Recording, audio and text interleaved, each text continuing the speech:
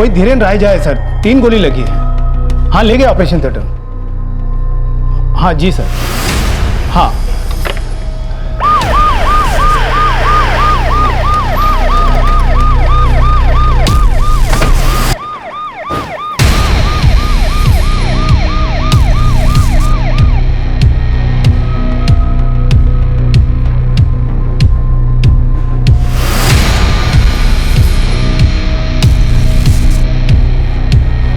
Sir, ये धीरेन राजा की पत्नी है, छाया राजा। मिसेस सहेजा, आपको कुछ आइडिया है कि आपके हस्बैंड पर गोलियां किसने चलाई होंगी? सर मुझे कुछ नहीं पता, मैं तो अब तक उनसे मिल भी नहीं पाई हूँ, अंदर है वो। इन्होंने ही फोन किया था मुझे कि गोली लगी है, हॉस्पिटल जा रहा हूँ। हॉस्पिटल क्यों जा रहे हो तुम? आपका कहने का मतलब है कि गोलियां लगने के बावजूद आपके हस्बैंड खुद ड्राइव करके यहाँ तक आए? सर इसके अलावा तो मुझे कुछ भी नहीं पता। सिस्टर, पेशेंट कैसे? अभी कुछ कहना मुश्किल है, एक गोली तो हमने निकाल दी है। एक्सक्यूज मी, मुझे ब्लड लेने जाना।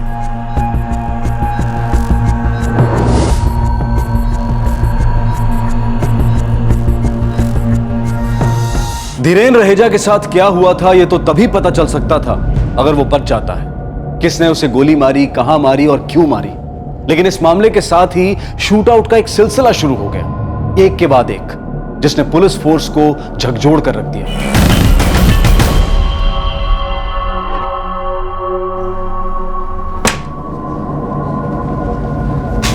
डॉक्टर साहब कैसे हो? उनकी हालत अभी स्टेबल है, हमने सारी गोलियां निकाल दी हैं। क्या मैं उनसे मिल सकती हूँ सर?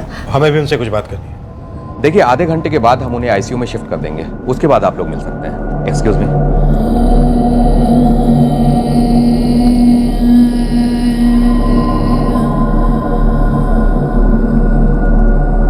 आपका कहना है कि 3 गोलियां लगने के बावजूद आप खुद ड्राइव करके हॉस्पिटल तक पहुंचे?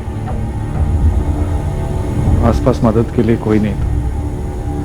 ऐसा नहीं करता तो शायद वहीं मर जाता। कहाँ हुआ था ये? पीडी क्लब में। PD club? पास में ही है, कोई 15 मिनट की दूरी। एग्जैक्टली क्या हुआ? वहाँ मेरी एक क्लाइंट मीटिंग थी। मैं एक सॉफ्टवेयर कंपनी में मार्केटिंग हेड हूँ। मैंने करीब 9:30 बजे के आसपास अपनी मीटिंग फिनिश की और फिर पार्किंग में अपनी गाड़ी की तरफ जाने लगा था।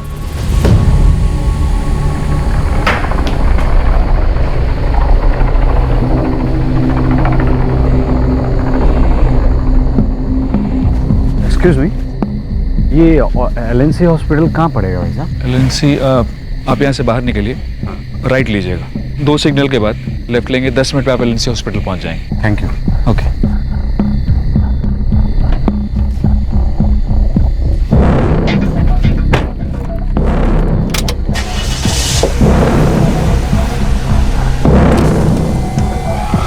भाई साहब, ये एलएनसी हॉस्पिटल कैसे जाए? यहाँ से बाहर निकलिएगा, राइट लीजिएगा, फिर 2 सिग्नल के बाद लेफ्ट ले लीजिएगा, 10 मिनट में आप एलएनसी पहुँच जाएंगे।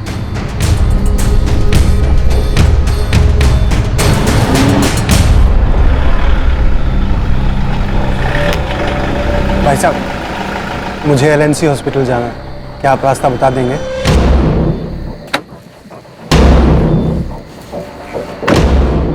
क्यों भाई, सबको एलएनसी हॉस्पिटल ही जाना है क्या? सबको नहीं, सिर्फ तुम्हें जाना। अरे हेल्प! हेल्प! पकड़ो, वहां पकड़ो! अरे पकड़ो!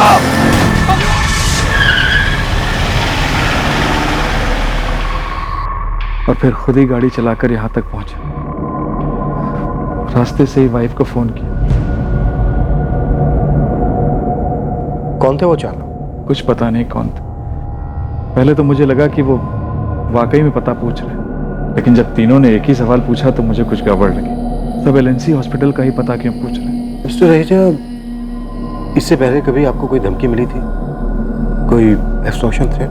नहीं सर, मैं एक ऑर्डिनरी वर्किंग मैन हूँ, किसी से कोई दुश्मनी नहीं। कहाँ से आए थे, क्यों आए थे, कौन थे, कुछ पता नहीं है सर। आप उनका हुलिया बयान कर सकते हैं, हमें स्केचेस बनवाने हैं। मैं ज्यादा कुछ बयान नहीं कर पाऊंगा। जरा सा देखा था और फिर गोली लग गई। इतना जरूर बता सकता हूँ कि सबकी उम्र 25 से 30 के हंस रही होगी। एक्सक्यूज मी, पेशेंट को भी आराम की ज़रूरत है, आप लोग प्लीज़ बाहर जाइए।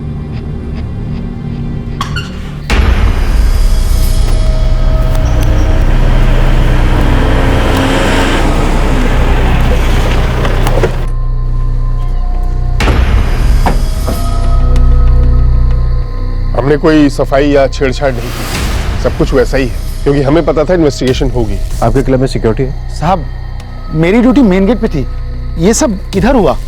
जब मैंने गोलियों की आवाज सुनी तो इधर आया और उन्हें मोटरसाइकिल पर भागते हुए देखा।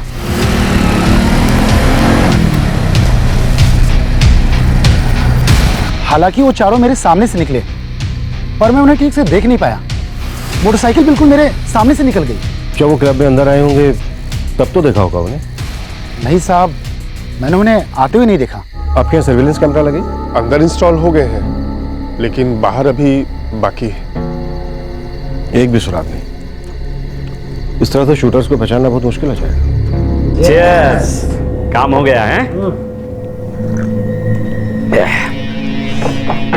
एकदम सही जगह पे लगा निशाना, मस्त। चलो, दूसरे निशाने का टाइम आ गया।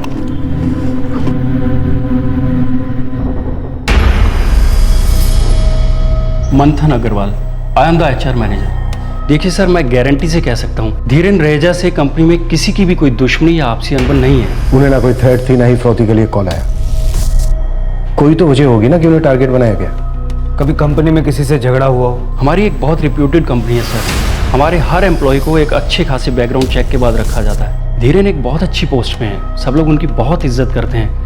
कंपनी में किसी से कोई भी दुश्मनी का ऐसा सवाल ही पैदा नहीं होता कि उन पर जानलेवा हमला किया जा सके। जान जाते जाते बची है उनकी। आई नो सर, बट मेरी समझ से बाहर है ये।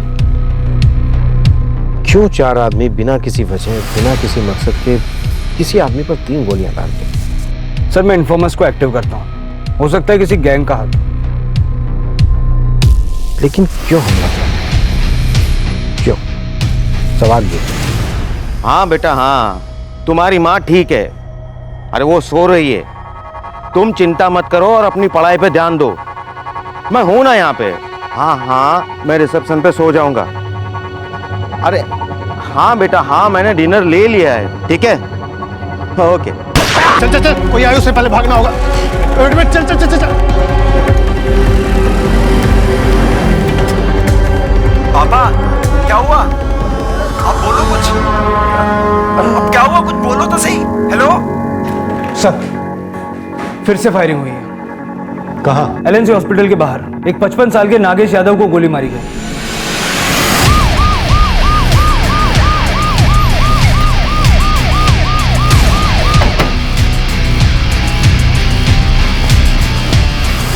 वो बच गया साहब, अभी कहाँ है? ICU 2 में। और वैसे सर गोलियां निकालनी। बेटा, अपनी अम्मा को कुछ मत बताना। ओके पापा। नागेश यादव जी? मेरी माँ अस्पताल में है सर, और मेरे डिपार्टमेंटल एग्जाम चल रहे हैं अभी, तो इसलिए पापा ही माँ की देखभाल करते हैं। आप पर गोलियां किसने चलाई? मालूम नहीं सर, मैं अपने बेटे से फोन पे बात कर रहा था, अपनी कार के पास पहुंचा ही था कि अचानक किसी ने फायरिंग शुरू कर दी। मैं नीचे गिर पड़ा, मैं उन लोगों को देख नहीं पाया सर। ये जो फायरिंग आपके ऊपर की गई, ये हॉस्पिटल के मेन गेट के अंदर से की गई या फिर बाहर से?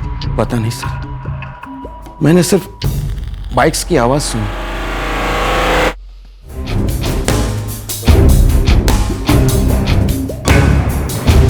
पापा को याद ही नहीं उन लोगों ने कहां से फायर किया। सर, वो यहाँ पर पड़े हुए थे और उनका मोबाइल वहाँ पर।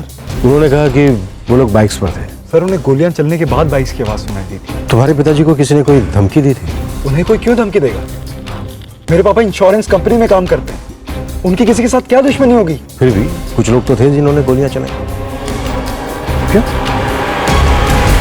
धीरेन को लगी हुई 3 बुलेट्स हैं और नागेश को लगी हुई 2, और सबकी सब सेम है। सर, सेम गैंग के 4 लोग भी। धीरेन से उन्होंने LNC हॉस्पिटल का रास्ता पूछा और नागेश को LNC हॉस्पिटल के ठीक सामने गोली मार दी। इनके बीच कोई कनेक्शन तो नहीं? कनेक्शन? आप कहना क्या चाह रहे हैं? इन दोनों शूटआउट्स के बीच एलएनसी हॉस्पिटल कॉमन। पहले शूट किया गया, फिर उनको हॉस्पिटल लेकर आए। जाहिर सी बात है कि किसी भी घायल को हॉस्पिटल ही लेकर आया जाता है, और एलएनसी इस एरिया का सबसे फेमस हॉस्पिटल है, इसलिए उनको यहां लेकर आए।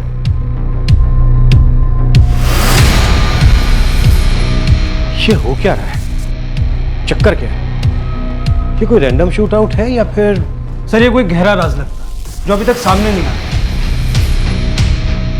कहीं ना कोई सुराग मिलना तो चाहिए।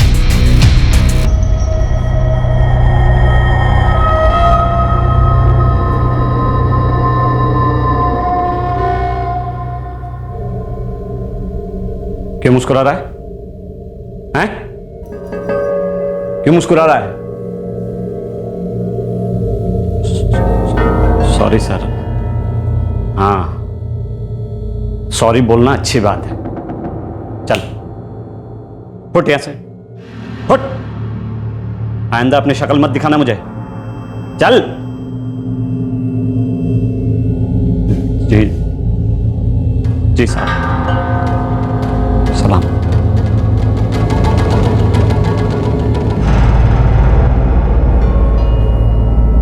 क्या है? क्या कर रहे हो? खुद से ही बातें कर रहे हो? चल जा, अंदर जा। क्या हो क्या गया है तुम्हें? जब तुझे बोल रहा हूं अंदर जाके सो जा, बात क्यों नहीं सुनती मेरी? जानती नहीं मुझे? जा!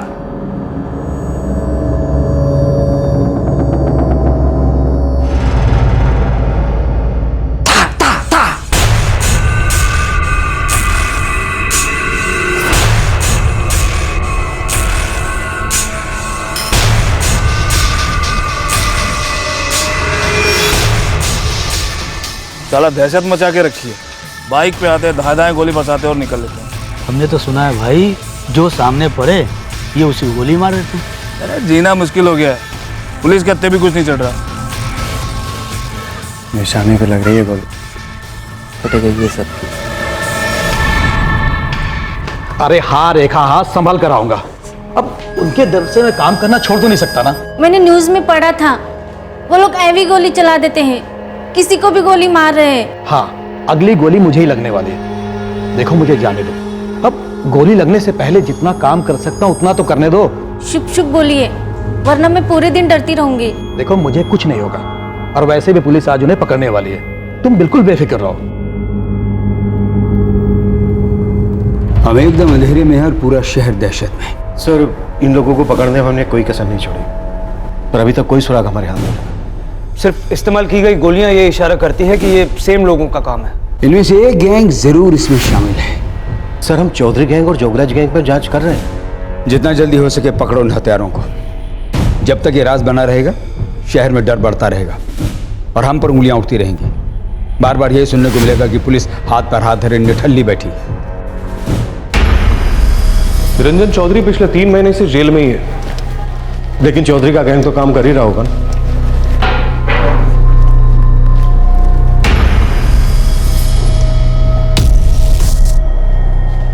चौधरी, एक सच बताना, ये जो शूट आउट्स हो रहे हैं ये तेरे गैंग के करतूत? साहब जी, ना कोई धमकी ना फिरौती, ढेला भी नहीं। हमारा गैंग ऐसे फालतू काम ना करता। जब पैसे ही नहीं तो गोली क्यों कर बर्बाद करें? तो फिर क्या ये जोगराज गैंग का काम?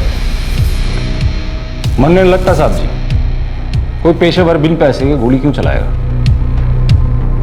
बेमतलब गोलीबारी। क्या ये गोलीबारी सही में बेमतलब हो रही थी, बिना किसी वजह के हो रही थी?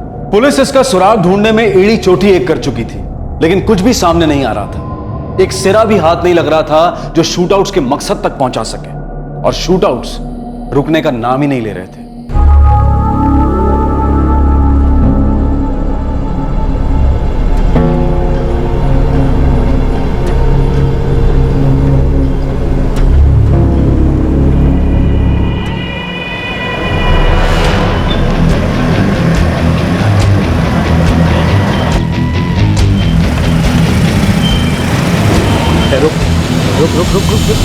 रुक ना। इस रघुवीर नारंग की बीवी नीलिमा बाहर खड़ी है। उसने 1 वीक पहले कंप्लेंट दर्ज कराई थी। इनके भाई रमेश और विजय के साथ इनका पुश्तैनी जमीन को लेकर कोई झगड़ा चल रहा है। फिर से उन्हीं 4 हत्यारों का काम। निशात नाम का एक दुकानदार है जो इनकी डेड बॉडी को यहाँ लेकर आया।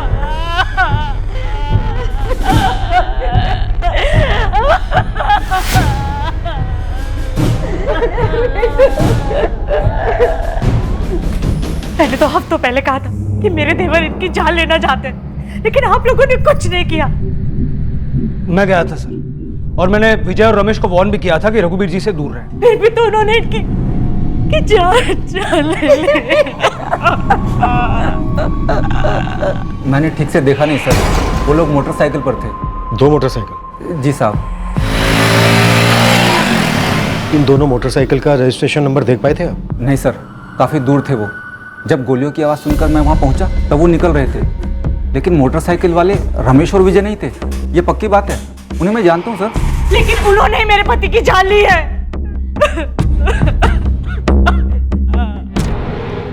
विक्रम जी, इन दोनों भाइयों को हिरासत में लो। इनसे हमें जरूर कोई ना कोई लीड मिलेगी। साहब हमने क्या किया साहब? बड़ा साहब, हमारे भाई के मर्डर से हमारा कोई लेना देना नहीं है साहब। हम मानते हैं साहब कि पिताजी की जमीन को लेकर हमारे बीच झगड़ा चल रहा था, लेकिन इसके लिए हम उनकी जान कभी नहीं लेंगे साहब। क्यों? दूध का धुले हुए हो तुम दोनों? अब जमीन के हिस्से की बात थी। रघुवीर चाहता था कि इसको ज्यादा हिस्सा मिले, क्योंकि जमीन खरीदते वक्त उसने बाबूजी को उसके पूरे पैसे दिए थे, और जबकि हमारा कहना था कि जमीन का बंटवारा बराबर हो। साहब, उसे मार के हमें क्या मिलेगा साहब?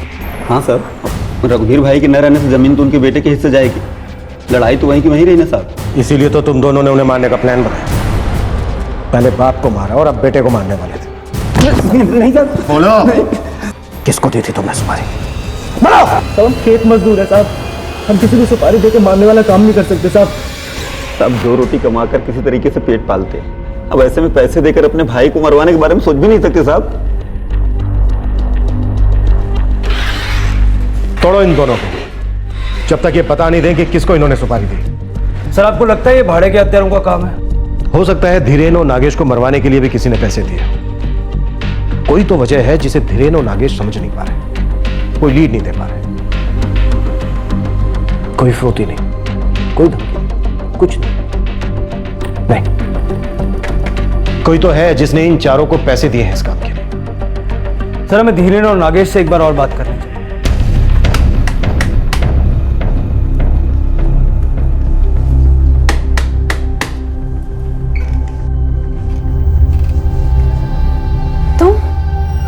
इतनी रात को? पता चला तेरे बाबूजी पटना गए, इसलिए मैं आ गया। तुम भी क्या है ना? अब क्या सब दरवाजे पे पूछेगी? चल ना अंदर, चल चल। बलराज, मुझे ये सब अच्छा नहीं लग रहा। तुमने पी रखी है? पर मुझे तो अच्छा लगता है ना विनीता। तुम ऐसे यहाँ कभी मत आया करो बलराज। क्या क्या बोली तू? क्या बोल रही है मेरी जान? थाने में शिकायत करेगी? मैं आऊंगा, जा करना शिकायत, जा करना। विनीता, तू ना मुझे बहुत अच्छी लगती है। मैं आपसे पहले भी कह चुका हूं कि मेरा किसी से कोई झगड़ा नहीं है। मुझ पर गोलियां कोई क्यों चलाएगा? इम्पॉसिबल। मेरी तो किसी से दुश्मनी भी नहीं। मिस्टर रहेजा, 3 लोग आपके पास आते हैं और तीनों ही आपसे एलएनसी हॉस्पिटल का रास्ता पूछते हैं। फिर उसमें से एक आपसे कहता है कि आपको एलएनसी हॉस्पिटल जाना है।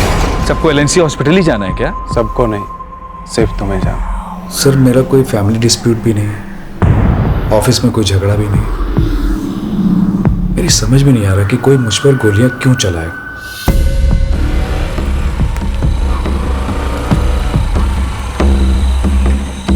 सलाम सर। साहब, जितना हो सकता था सब खोल डाला। इसमें ना चौधरी गैंग का हाथ है ना जोगराज गैंग का। कोई और गैंग हो सकता है जिसका अभी हमें पता ना हो? साहब, ऐसा होता तो 2 सेकंड में बात फैल जाती। वैसे अजीब बात है कि बेवजह लोगों को गोली मारी जा रही है। कौन हो सकता? साहब, सारे के सारे पंटर को हिरासत में ले लीजिए आप। अगर शूट आउट रुक गया तो समझिए उनमें से कोई है।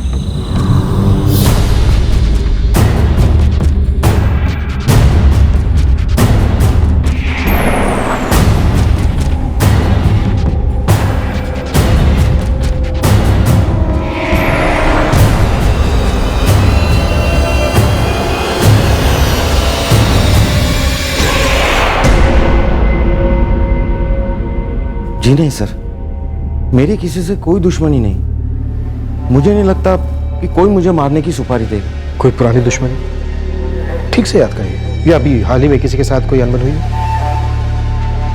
नहीं सर। आपके काम करने की जगह पर आपका किसी के साथ कोई झगड़ा जिसकी वजह से कोई आपकी फैमिली को निशाना बनाए? नहीं सर, ऐसा कुछ भी नहीं है।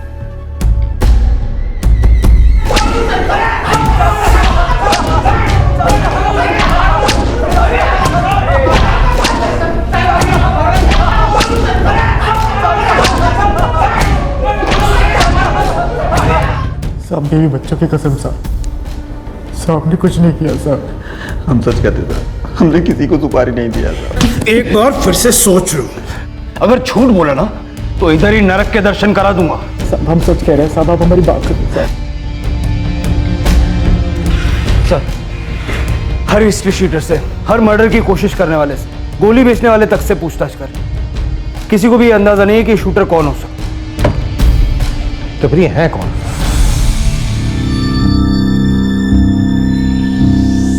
आप काम पे जाना कब शुरू कर रहे हो?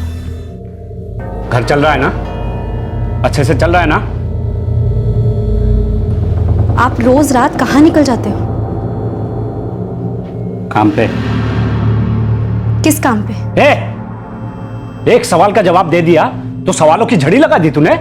आप कहीं फिर से उस औरत के चक्कर में तो नहीं पड़ गए? बंद रख अपना जुबान, ठीक है ना? फालतू के सवाल मत कर मुझसे। चल अंदर जा।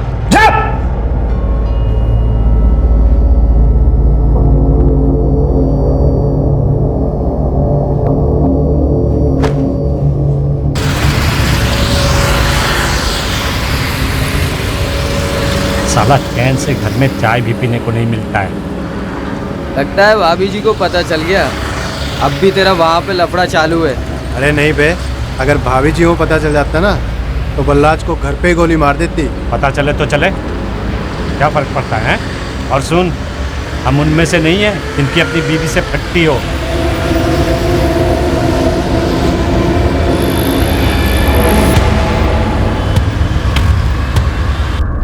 रुको, गाड़ी पीछे लो।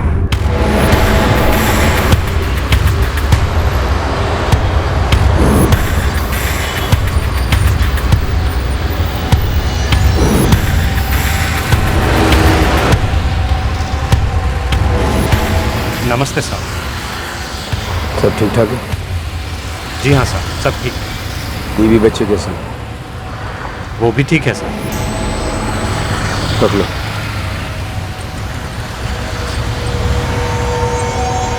सलाम सर। चलो।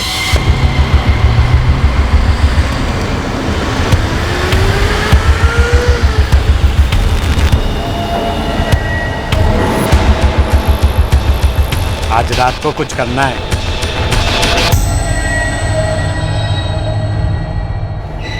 सर, हमने हर तरफ से जांच की है, लेकिन इन तीनों शूटआउट्स के बीच कोई कनेक्शन नजर नहीं आ रहा। बस एक है, तीनों के तीनों विक्टिम्स को एलएनसी हॉस्पिटल ले जाया गया था। क्योंकि घायलों को अस्पताल ले जाना होता है, और एलएनसी हॉस्पिटल शहर का टॉप हॉस्पिटल।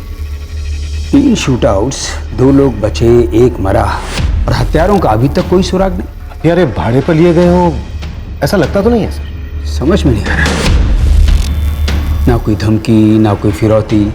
तो क्या हमारे सामने ऐसे शूटआउट्स हैं जिनका आपस में कोई लेना देना नहीं? ये क्या किसी साइकोपैथ या दिमागी तौर पर बीमार आदमी का काम है? सर, मैं कई लोगों से बातचीत कर रहा हूँ, कुछ पुराने साइकोपैथ केसेस भी देख रहा हूँ, शायद कोई कड़ी मिल जाए। जल्दी करो, हमें ये केस जल्दी सुलझाना है। इससे पहले किसी पर जानलेवा हमला हो, कोई अपनी जान से हाथ धो बैठे। बस।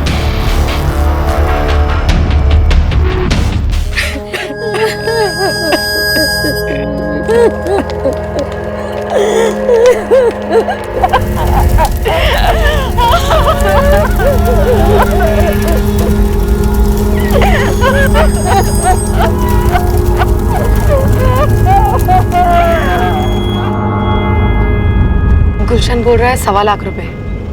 तुमने हिसाब लगाया था ना, 1.25 लाख रुपए बन रहा था। हाँ विक्रम, मैंने हिसाब लगाया था। मैंने वहाँ 1.5 साल काम किया है। अगर सारे इंसेंटिव जोड़ो तो 1.25 लाख ही बनता है। तो ठीक है ना, उसे 1.25 लाख ही देने होंगे।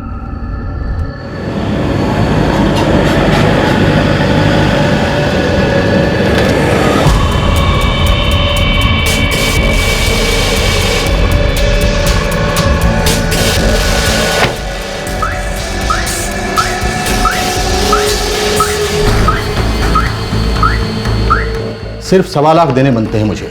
ये देखिए पेपर। अच्छा, तो आपने हिसाब किताब अपने हिसाब से बनाया? यही मैंने देने का वादा किया था। गुलशन जी, इस पे मैंने अग्री नहीं किया था। मुझे तभी अपना रिटर्न अग्रीमेंट बनवाना चाहिए था। देखिए, आप मेरी वाइफ के साथ चीटिंग कर रहे हैं। ये बिल्कुल कोई चीटिंग नहीं है, इतना ही बकाया बनता है इनका। ये आपको चाहिए तो मैं भी दे देता हूँ, मैटर यही खत्म कर। अच्छा, तो आप हमें धमकी दे रहे हैं? लेना तो लीजिए, नहीं तो जाइए। ही नहीं, मैं वाजिब बात कर रहा हूँ। धमकी तो उल्टे आप लोग दे रहे हैं मुझे।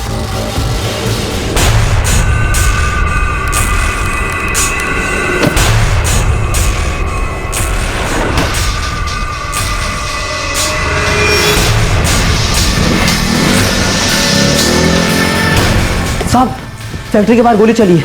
किसी एसयूवी गाड़ी के ड्राइवर को गोली लगी है। मेरा ड्राइवर कपिल? जी साहब, शायद।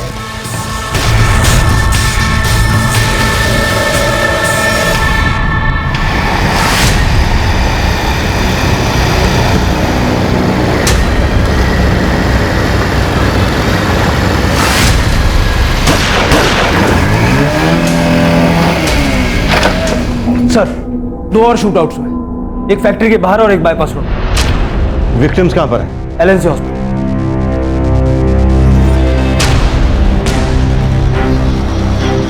जी, मैंने उन लोगों को नहीं देखा, लेकिन शायद वो 2 लोग थे। क्या वो बाइक पे भागे थे? पता नहीं, मैंने उन्हें भागते हुए नहीं देखा। जब उन्होंने मुझे गोली मारी तो मैं बाइक पे था, मैं उन्हें देख नहीं पाया।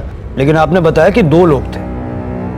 हाँ साहब, जब उन्होंने मेरा बैग खींचा तो मेरी उनसे इज्जत नहीं हुई थी। उन्होंने मुझे लात मारी और बैग लेकर भाग गए। बैग में क्या था? 12 लाख रुपए थे साहब, गजेंद्र जी को देने जा रहा था। मेरे सेठ पवन जी के पैसे हमेशा मैं ही देने जाता हूँ। इतने सारे पैसे तुम अकेले लेकर जा रहे थे, इस बात की और किस किस को खबर थी? गजेंद्र जी और पवन जी के अलावा और कोई नहीं।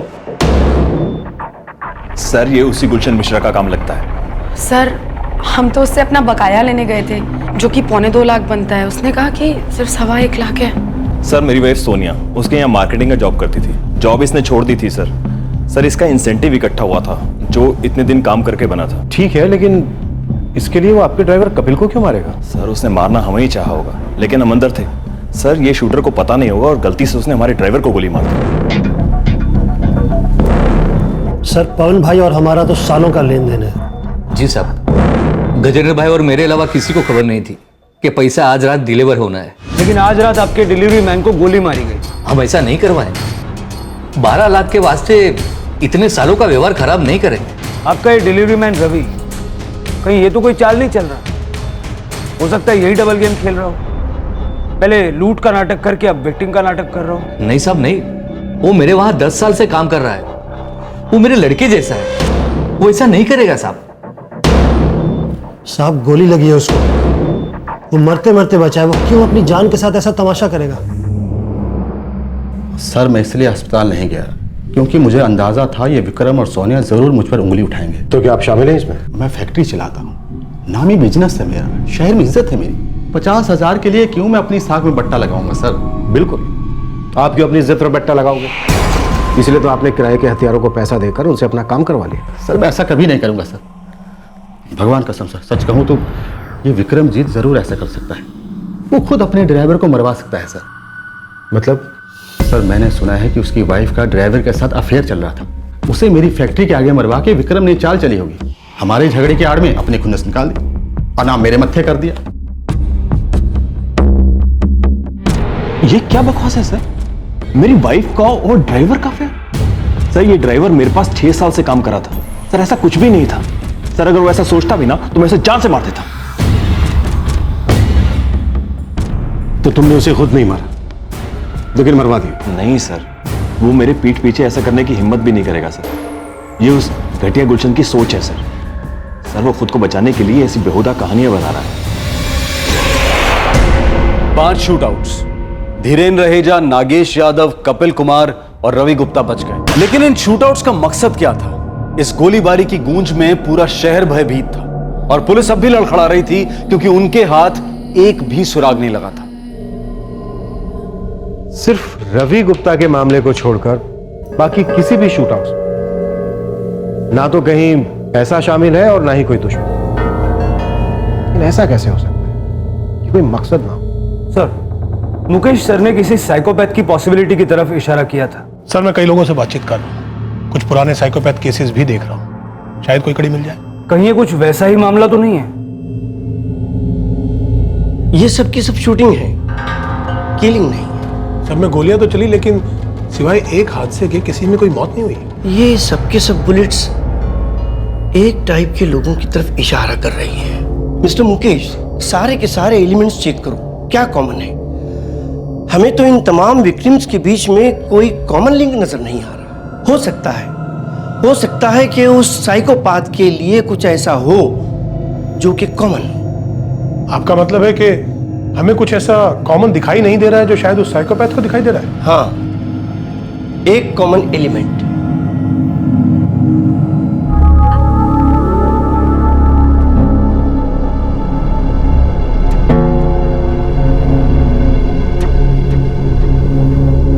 मंथन, यार तुम HR मैनेजर हो, क्या कोई है जिसने तुमसे मेरे खिलाफ कभी कोई कंप्लेंट की हो? नहीं धीरेन, कभी किसी ने कोई कंप्लेंट नहीं की।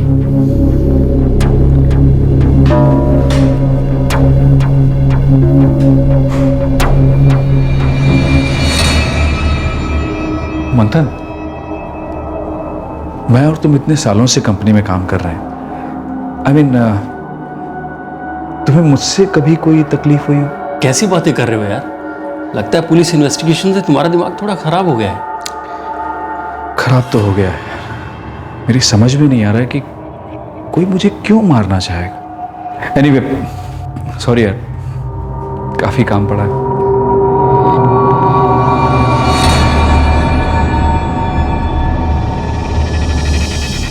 सर, अभी तो हमें यकीन होता जा रहा है कि ये जरूर किसी साइकोपैथ का काम। तुम्हारा मतलब ये चारों के चारों जो देखे गए दिमागी बीमार हैं?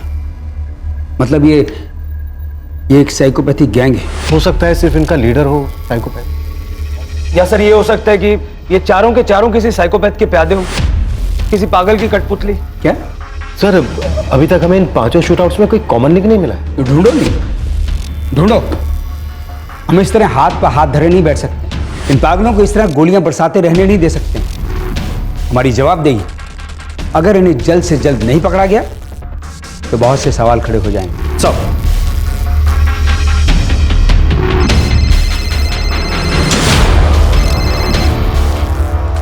हेलो, नमस्ते साहब, मैं बलराज बोल रहा हूँ। हाँ बोलो बलराज। साहब, कब तक ऐसे घर में बैठा रहूँगा?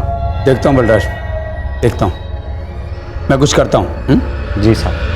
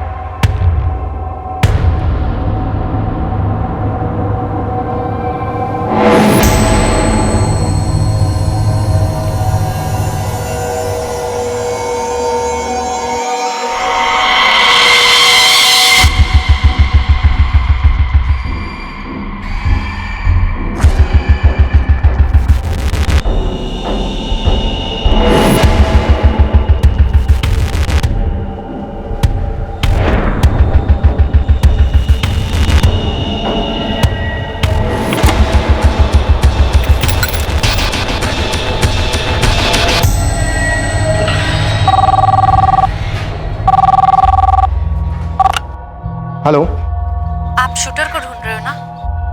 कौन बोल रहा है? आप शूटर को ढूंढ रहे हो ना? हाँ, लेकिन आप कौन बोल रही हैं? वो आप में से ही कोई एक है। हम में से कोई एक? जी हाँ, आप में से ही कोई एक, आप ही के जैसा। हाँ, लेकिन आप... हेलो,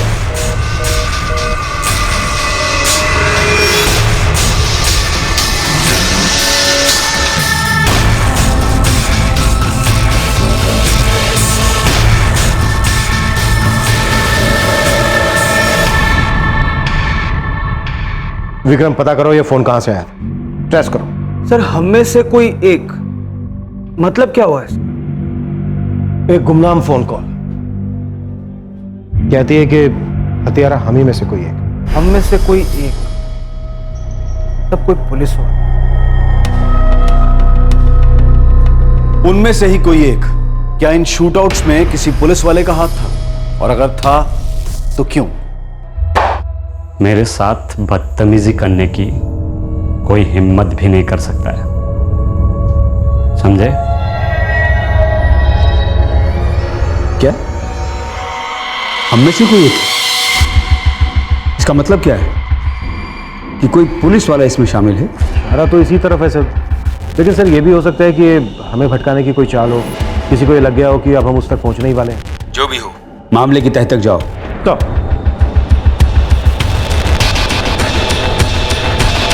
सर, वो अनजान कॉल एक पीसीओ से किया गया। कहाँ है वो पीसीओ? बेदनपुर के पास है। मूव।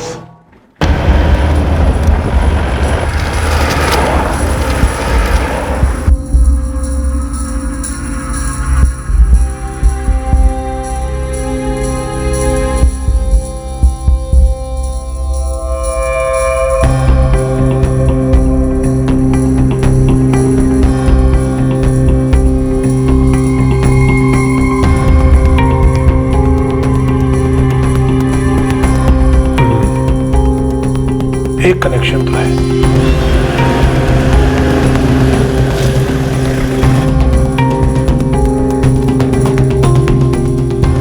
साहब, मुझे बिल्कुल ख्याल नहीं आ रहा है। कोई 1:15 बजे की बात है, और अब नहीं साहब, मुझे तो बिल्कुल भी ख्याल नहीं आ रहा है कि कौन आया था, किसने फ़ोन किया था। मुझे कुछ भी याद आता है तो मैं आपको फ़ोन करके खबर करूँगा। इतना खुले में तुम्हारा पीसीओ है, ऐसा हो ही नहीं सकता कि तुम्हें पता ना हो औरत कौन थी। साहब, अगर मुझे कुछ पता होता तो मैं आपसे क्यों छिपाता? भगवान कसम साहब, मुझे बिल्कुल याद नहीं है कि कौन आया, किसने फ़ोन किया। साहब, मुझे कुछ भी याद आता है, मैं आपको फ़ोन करके खबर करूँगा।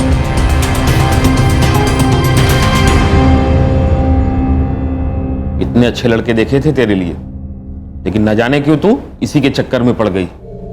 मुझे नहीं पता था कि बात यहाँ तक बढ़ जाएगी। वो मुझे छोड़ ही नहीं रहा। और पुलिस के पास भी नहीं जा सकते, वो फिर से अपनी पहुंच का इस्तेमाल करेगा। तो तुम्हारा कहना है कि तुम्हें एक कनेक्शन मिल गया है, लेकिन हमें एक अनजान कॉल आया था जिसमें बोला था कि हम में से ही कोई एक इसमें शामिल है। हम में से कोई मतलब? कोई पुलिस वाला? इसका तो ये मतलब हुआ ना, मतलब इन शूटआउट्स के पीछे कोई पुलिस वाला है। सर, एसपी साहब ने ऑफिस बुलाया है। मुकेश सर को कोई कनेक्शन मिला है शूटआउट्स का। उम्मीद करता हूं इस बार सुराग पुख्ता होगा।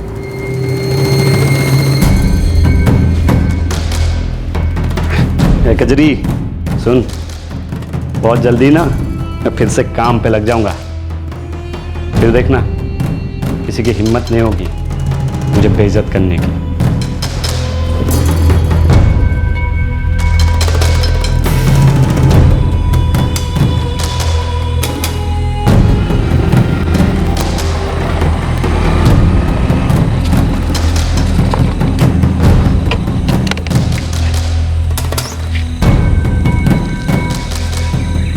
गोलियां,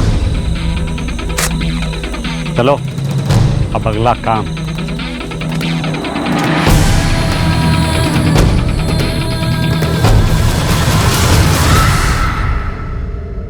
धीरेन, नागेश, रघुबीर, कपिल और रवि, टोटल 5 शूटआउट्स। जख्मी हुए लेकिन बच गए। और इस केस में सर अब तक ना कोई धमकी मिली है और ना ही किसी फिरौती की मांग की गई। जैसा कि मैंने कहा था, ये किसी रेगुलर गैंग का काम नहीं लगता। लेकिन रवि गुप्ता के मामले में तो लूट भी हुई थी। वो एक्सेप्शन था।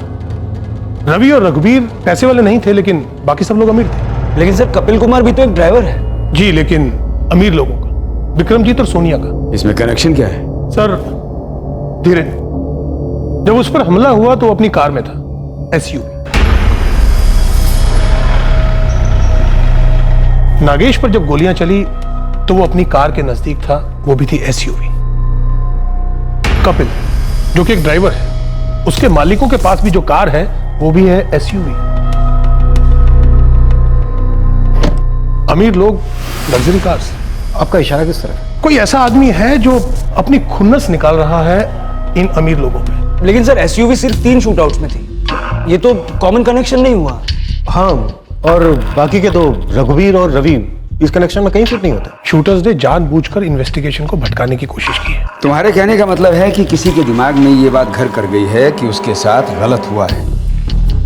वो अमीर लोगों पर, और खास तौर पर उन अमीर लोगों पर जिनके पास लग्जरी कार है, अपना गुस्सा उतार रहा है। जी। मतलब ये किसी दिमागी तौर पर बीमार आदमी का काम है। सर, सोचने वाली बात यह है कि क्या कोई डिस्टर्ब माइंड प्लान करके इन्वेस्टिगेशन को भटकाने के काबिल हो सकता है? हो सकता है। और वो जो फोन पर इशारा किया गया था कि हम में से ही एक है, मतलब कोई पुलिस वाला, मतलब कोई पुलिस वाला है जो अपना गुस्सा निकाल रहा है किसी चीज पर। हो सकता है, क्योंकि चौधरी और जोगराज गैंग में से किसी का भी इसमें हाथ नहीं है। मतलब इस हिसाब से कोई भी इनके निशाने पर हो सकता है बिना वजह। न जाने कितने लोगों के पास इस शहर में एसयूवी। इसी वजह से हम धीरेन रहेजा, नागेश यादव वगैरह के मामले में किसी मकसद को नहीं पहुंच पाए। ना कोई धमकी, ना किसी के साथ कोई दुश्मनी। रैंडम शूटआउट्स जिनका आपस में कोई लेना देना नहीं। जी सर, कोई पुलिस वाला है जिसे लगता है कि उसके साथ कुछ गलत हुआ है। अब हमें इसी दिशा में, इसी सुराग में अपनी जांच को आगे बढ़ाना होगा। और इससे पहले कि वो अगला हमला करे, हमें उसे तुरंत पकड़ना होगा।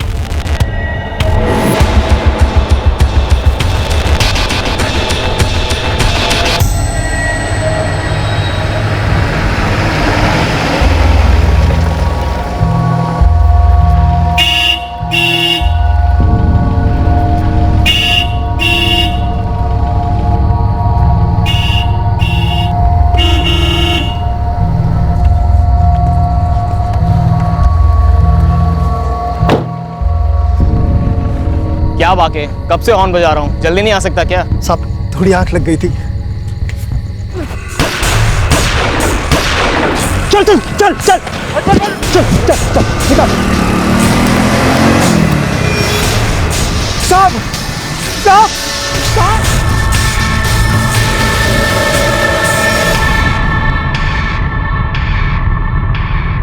इससे पहले कि वो अगला हमला करें, हमें उन्हें पकड़ना होगा। विक्रम, सारे पुलिस थानों में खबर कर दो। किसी भी पुलिस वाले का एसयूवी कार से जुड़ा दूर दूर तक कोई भी मामला हो, मुझे यहां टेबल पर चाहिए।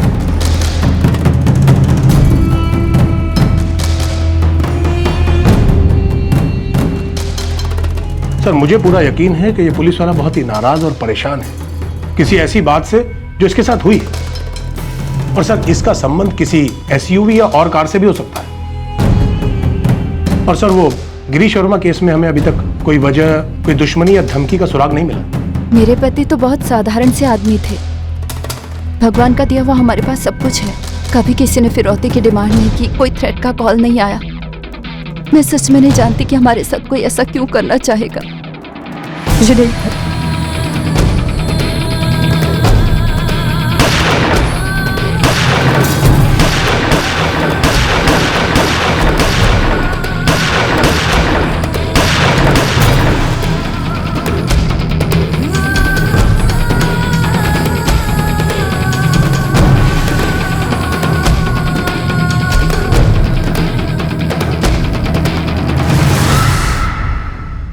सर 19 शूटआउट्स हो चुके हैं।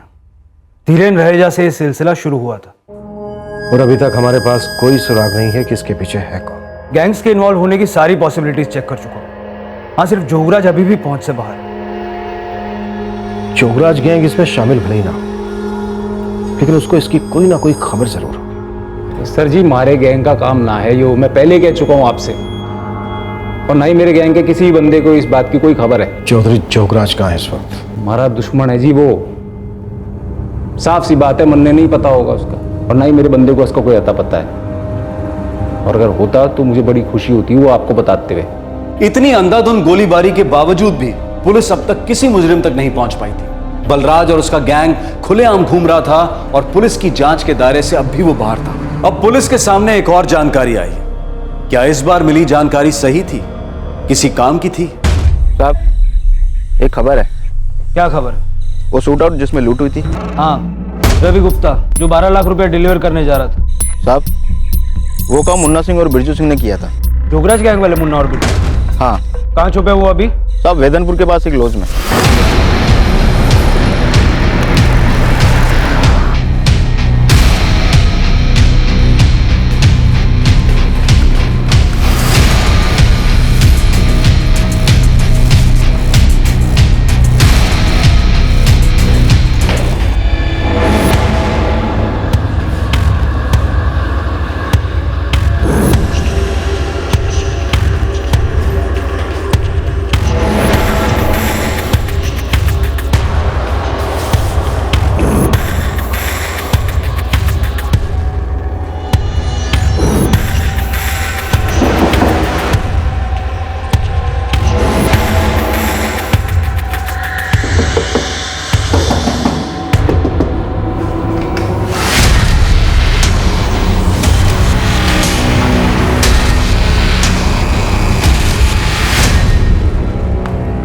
चौगराज कहाँ है?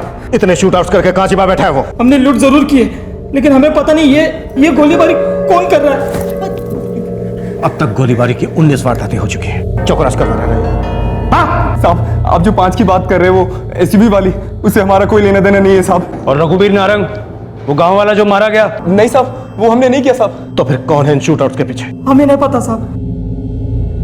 चौगराज कहाँ है? जोगराज वो कहाँ है वो? ये बोल। किवंडी जंगल के एक उजाड़ घर में छुपा बैठा है। हाँ साहब, पिछली बार जब बात हुई थी तो वहीं पे था साहब।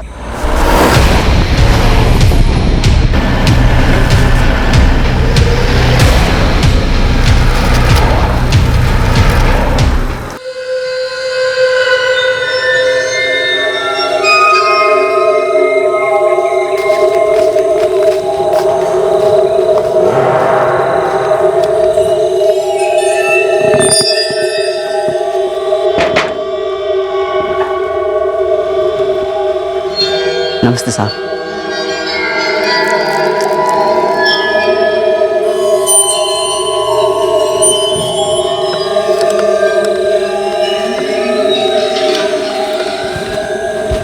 साहब वो अंदर ही है। ठीक है, तू निकल। विक्रम, तुम 2 लोगों को लेकर उधर से चलो। सब तुम दोनों एक साथ।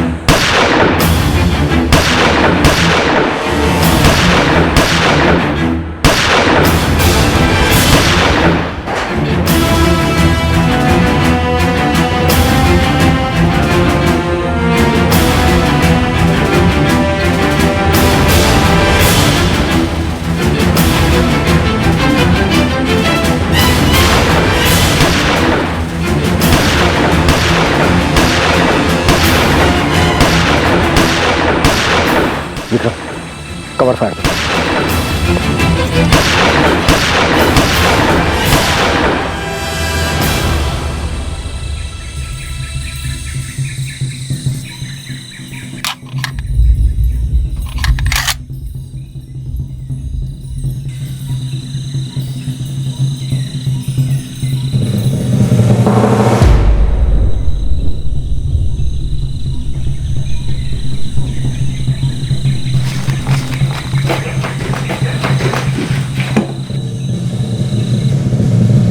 पांचों शूटआउट्स सलाम गैंग ने किए। इससे पहले कभी सुना नहीं इस गैंग के बारे में।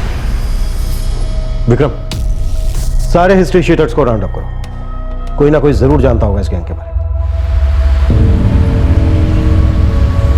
लो, पढ़ लो।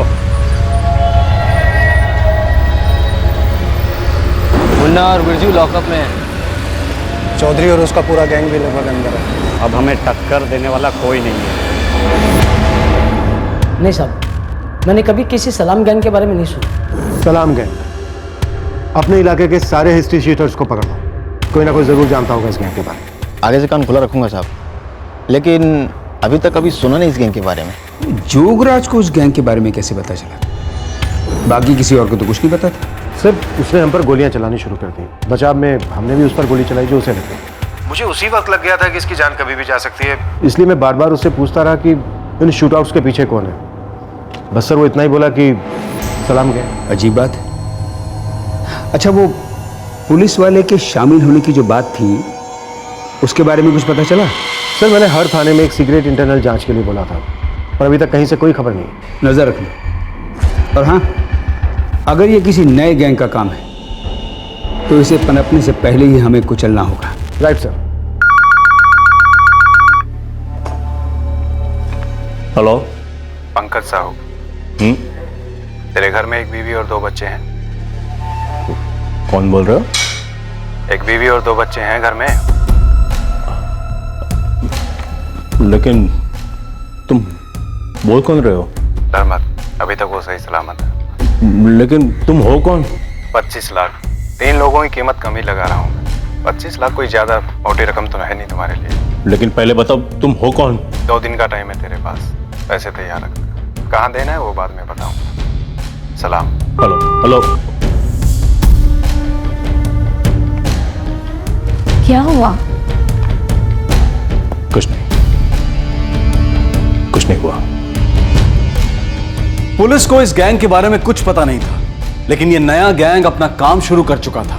साथ ही साथ पुलिस उस अनजान कॉलर से मिली जानकारी उनमें से ही कोई एक की दिशा में भी काम कर रही थी। अब इनमें से कौन सी लीड पुलिस को शहर में दहशत का नंगा नाच कर रहे अपराधियों तक ले जाएगी, यह तो वक्त ही बताने वाला था।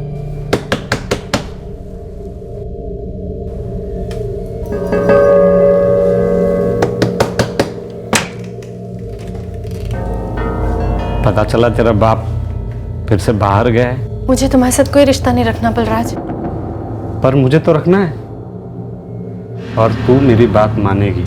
प्लीज अब मुझे और तकलीफ मत दो बलराज। अच्छा, मुझे तो लगा था कि मैं ही सिर्फ तकलीफ में हूं।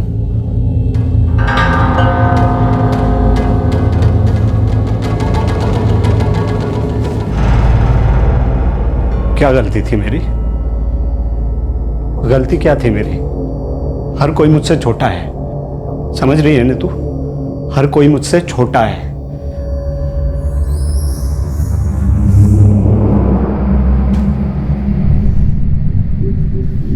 जब तक तुम लोगों को डराते नहीं हो ना, लोग तुम्हारी इज्जत नहीं करते। सब लोगों ने मेरी बेइज्जती की थी, सब लोगों ने मुझे नीचा दिखाया था, सबने। तुम पागल हो गए हो बलराज, दिमाग घूम गया है तुम्हारा। अरे पैदा होते वक्त सब बराबर होते हैं, कोई किसी के ऊपर नहीं होता।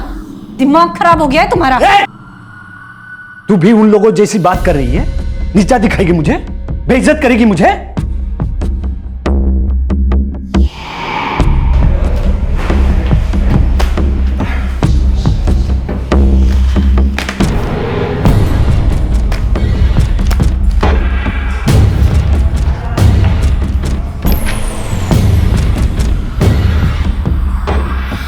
पिछले 1 साल से मुझे शादी का झांसा दे रहा है, जबरदस्ती करता है मेरे साथ, बलात्कार करता है मेरा।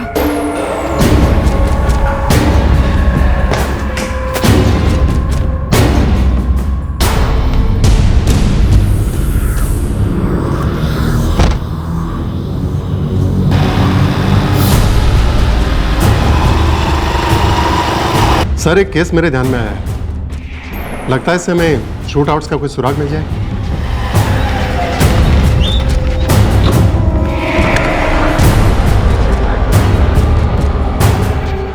सुन, मोहलत कम कर दे। अगर कल तक पैसे नहीं भिजवाए ना तो उसे बोल दे, उसे और उसके परिवार वालों को इसका हर्जाना भुगतना पड़ेगा।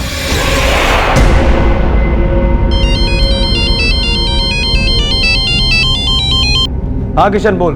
साहब एक बंदा है पंकज साहू, उसे फिरौती की धमकी मिली है। कौन है वो? वो किसी प्राइवेट कंपनी में अच्छी पोस्ट पे है। किसने दी है धमकी? सलाम गैंग। पंकज साहू, तेरे घर में एक बीवी और 2 बच्चे हैं, 25 लाख। 3 लोगों की कीमत कम ही लगा रहा हूँ। 25 लाख कोई ज़्यादा मोटी रकम तो है नहीं तुम्हारे लिए। 2 दिन का वक्त दे रहा हूँ, पैसे तैयार रखना। कहाँ देना है वो बाद में बताऊँगा। सलाम। वो वहाँ उस टेबल पर बैठा हुआ था। कौन था वो? ये पता नहीं, पहली बार देखा था। उसने अपनी बात सलाम के ख़त्म की। साहब किसने कॉल किया ये तो पता नहीं, लेकिन पंकज साहू कहाँ रहता है ये मालूम है। कहाँ रहता है? एड्रेस बोल।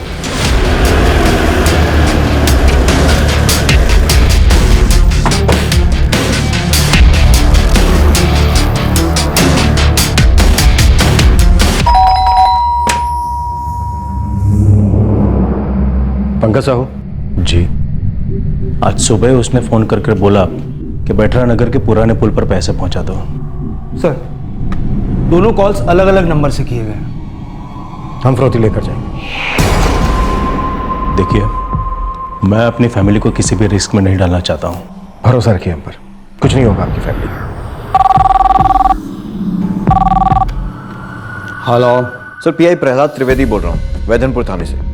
हाँ बोलो प्रहलाद। सर, आप ये बलराज धीर को जानते हैं?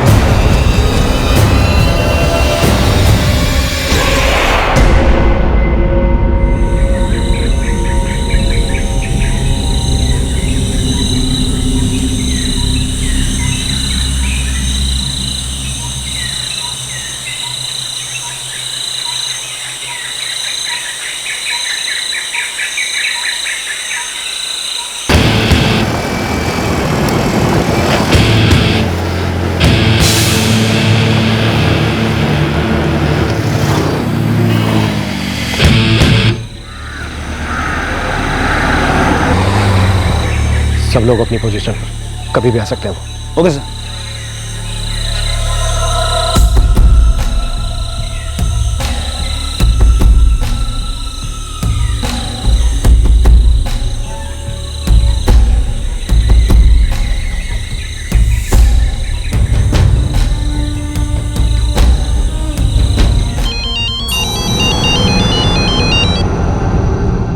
हेलो बलराज। मैं सेना बोल रहा हूँ। जी साहब, नमस्ते साहब। तुमसे मिलना है तुरंत। कहाँ साहब? मेरे ऑफिस में। आपके ऑफिस में? हाँ। क्या बात है साहब? तुम आओ तो सही, फिर बताता हूँ।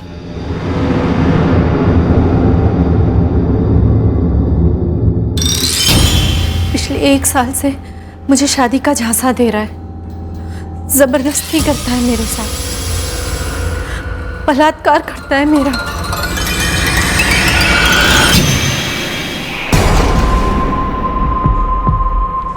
बलराज, विनीता ने इल्जाम लगाया है कि तुमने इसका शारीरिक शोषण किया। क्या गलत बोल रही है साहब ये?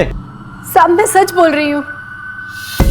जब भी मेरे पिताजी बाहर जाते हैं, ये घर में घुस आता है, जबरदस्ती करता है मेरे साथ। गलत इल्जाम लगा रही है साहब। मुझे ब्लैकमेल करना चाहती है एक पुलिस वाले को। सर ये अन्याय है। पहले तो पूरा डिपार्टमेंट मेरे खिलाफ हो गया, मुझे नौकरी से बर्खास्त कर दिया, अब मेरा वारंट भी निकाल दिया। देखो बलराज, पूरा डिपार्टमेंट तुम्हारी उल्टी सीधी हरकतें जानता है। दारू पीकर ड्यूटी पर आते हो तुम। हर साल तुम्हारी रिपोर्ट में तुम्हारे लिए खराब रिमार्क ही लिखे मिलते हैं। सर सब मिले हुए हैं, हर कोई मेरी मिट्टी पलीत करना चाहता है। साहब मुझे बेइज्जत करना चाहते हैं, क्योंकि मैं उनसे ऊंची जात का हूं और नीची पोस्ट में हूं, इसलिए हर कोई मुझे बेइज्जत करता है। नीचे ऐसा कुछ नहीं है, ये सब तुम्हारी गलत फहमी है बलराज। तुम्हारा जिस औरत के साथ चक्कर था, क्या तुमने उससे शादी का वादा किया था? देख, मेरा दिमाग मत खराब कर। पहले से ही मेरा दिमाग बहुत खराब हो रखा है। पहले तो मेरा डिपार्टमेंट मुझे जेल भेजता है और बेल के लिए नाक रगड़वाता है। तू भी चालू हो गई, तू भी उनसे मिली हुई है। तुम क्यों अपनी जिंदगी बर्बाद कर रहे हो और साथ ही साथ सबकी? मैं जिंदगी बर्बाद कर रहा हूं? जानती है कैसा लगता है जब उन लोगों को वीडियो मिला मिला कर सलाम ठोकने पड़ते हैं जो तुमसे छोटे लोग हैं, खून के घूंट पीने पड़ते हैं, इज्जत मिट्टी में मिल जाती है। लेकिन देखना, एक दिन जरूर आएगा जब लोग मुझे भी सलाम ठोकेंगे।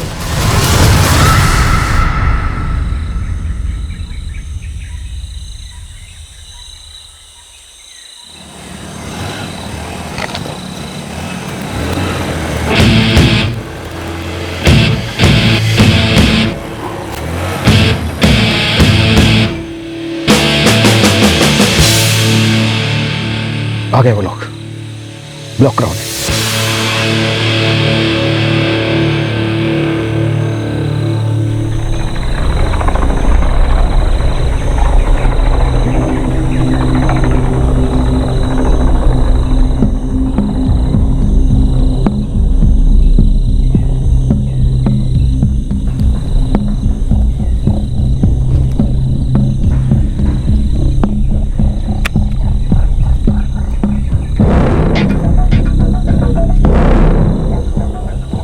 पूरे 25 हैं? जी, आप चाहे तो गिन लीजिए।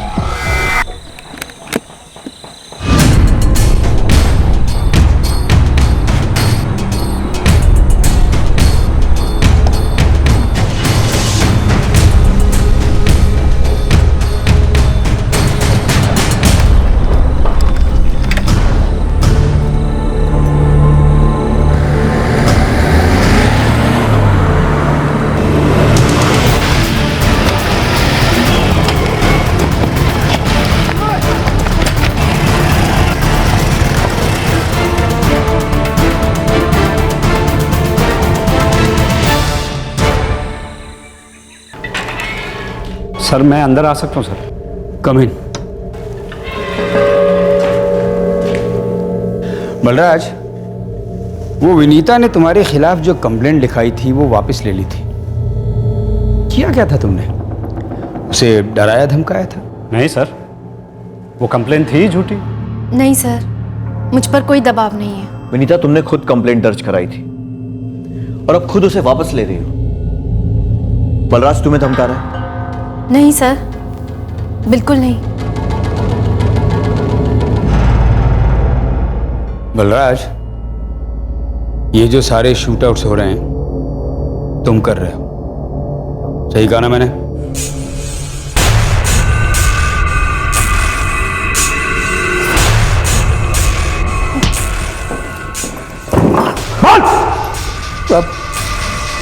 बलराज धीर साहब।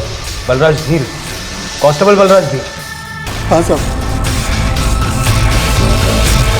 बलराज धीर, तो हम में से कोई एक का मतलब ये? बलराज को 4 महीने पहले ही सस्पेंड किया गया था सर। साहब मैं फ्रस्ट्रेट हो गया था बुरी तरीके से। तुम अपनी हरकतों की वजह से फ्रस्ट्रेट हो गए थे। तुम कभी अच्छे पुलिस वाले नहीं थे बलराज। सस्पेंड किए जाने के बाद तुम्हें दोबारा इसलिए नौकरी पर लिया गया था कि तुम्हें सुधरने का चांस देना था, लेकिन तुमने सब चांस गवा दिए। और अब तो हद हो गई, तुमने अपना गैंग बना लिया, गोलियां बरसाना तुम्हारा शौक बन गया। इसमें मेरी कोई गलती नहीं है साहब, किसी ने मेरी एक नहीं सुनी। मैं कहीं गलत था ही नहीं साहब।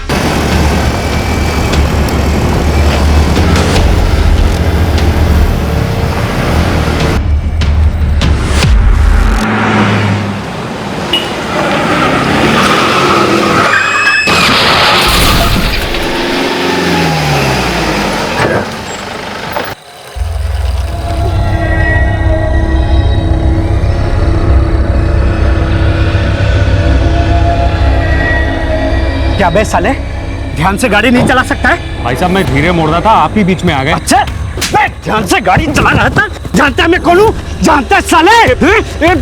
साले देखिए हाथ मेरा भी उठ सकता है, हाथ मत उठाना। अच्छा हाथ उठाएगा? उठाना बे, दिखाना साले, दिखा, उठा कर दिखा।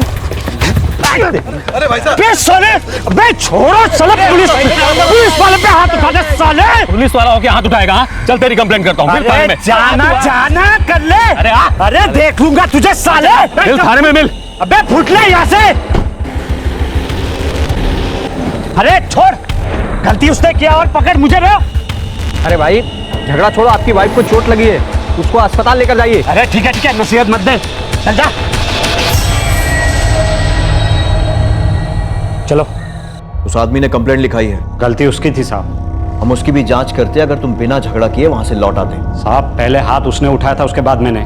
बलराज, तुम्हारा ट्रैक रिकॉर्ड पहले से ही बहुत खराब रहा है। तुम्हारा व्यवहार कभी भी अच्छा नहीं रहा है। सड़क पर मौजूद हर गवाह का कहना है कि पहले मारपीट तुमने शुरू की थी। झूठ है साहब, वो बड़ा आदमी है ना, उसके पास बड़ी गाड़ी है तो वो सही है, मैं गलत?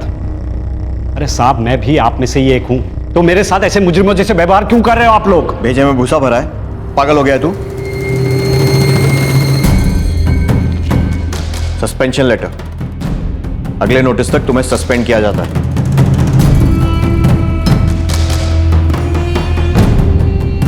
अगले नोटिस तक तुम्हें सस्पेंड किया जाता है?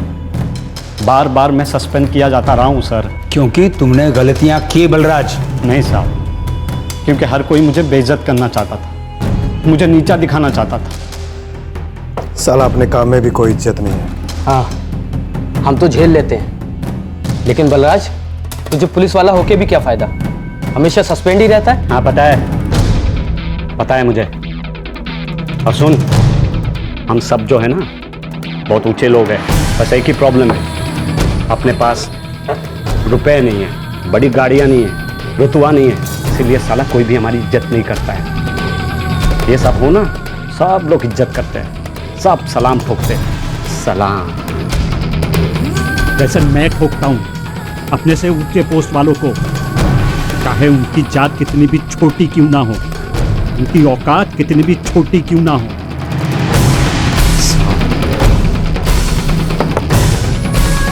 बदलेगा भाई, ये सब बदलेगा। देखना एक दिन आएगा जब सब लोग हमारी इज्जत करेंगे, सलाम ठोकेंगे हम। और हम बस यही चाहते हैं ना कि सब हमारी इज्जत करें, तो क्या गलत है इसमें? ऐसा कौन नहीं चाहेगा? ऐसा होने के लिए लोगों के अंदर डर पैदा करना पड़ेगा। साला इज्जत से सलाम नहीं करते ना, तो डर के सलाम ठोकेंगे। तो कहते हैं ना, भय बिन प्रीत न होए गोसाई। बलराज, कोई भी कभी भी किसी अपराधी की इज्जत नहीं करता है। बेवकूफ हो तुम, दिमाग खराब हो गया तुम्हारा। हेलो सर, ये बलराज आपके साथी है ना? हाँ, और यही है सलाम गैंग का लीडर। सर, उसके तीनों साथी हमारी हिरासत में हैं। उनके शूट आउट्स के बयान भी मिल गए। मैं इसे तुम्हारे लॉकअप में भेज रहा हूं। यह आदमी पूरी तरह से पागल हो चुका है। देखो बलराज, पुलिस वाला बनकर नहीं सीखा तो क्या, अपराधी बनकर कम से कम एक बात तो सीख लो, जुर्म कभी फायदेमंद नहीं होता है। Crime never page.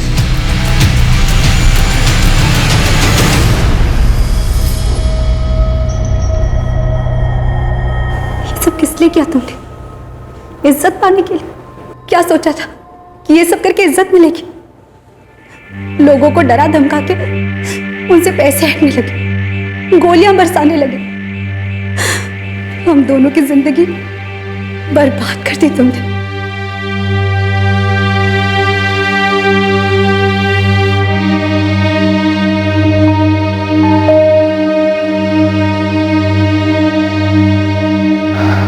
पागल हैं ये बंदे, बस यूं ही गोलियां बरसाते घूम रहे थे।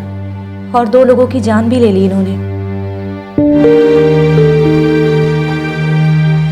उसने मुझ पर ऐਵੇਂ ही गोली चला दी, बिना किसी मतलब के। पागल है। इस आदमी ने हमारे भाई को मार डाला बिना किसी वजह के। हाँ, लेकिन ये हमारे भाई साहब को जानता तक नहीं था। हद है। चलो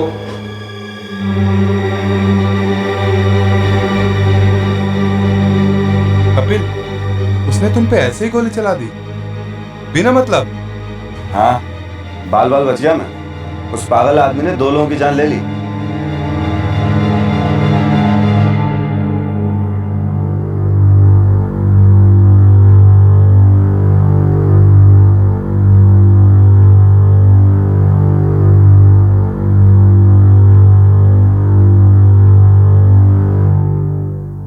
बलराज और उसके साथी नारायण, भूपेश और धर्म इस वक्त न्यायिक हिरासत में हैं। उन पर हत्या और हत्या की कोशिश के चार्जेस लगाए गए हैं। बलराज ने अपने तीनों साथियों को बंदूक चलाना सिखाया था। बलराज की तरह इन तीनों पर भी इज्जत और पैसे की भूख का नशा छाया हुआ था और लोगों में दहशत फैलाकर ये अपनी इस भूख को शांत करना चाहते थे।